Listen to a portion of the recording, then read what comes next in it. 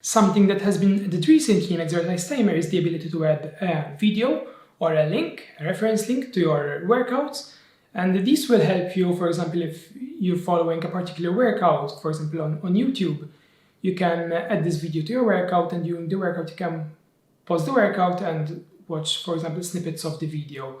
Or if you're following, for example, a link that for example, your personal trainer sent you, you can also add this to your workout, and during the workout you will be able to access this easily.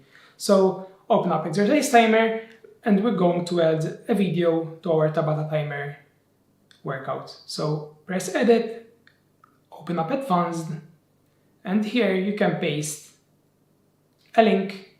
For example, I have this one, to any video that you want. And in the more information URL here, you can also put any URL, any reference URL that you want. For example, let's put in how it is here, the Exercise Timer website. And we press save. And now, as we can see in here, we have the workout video, which we can play.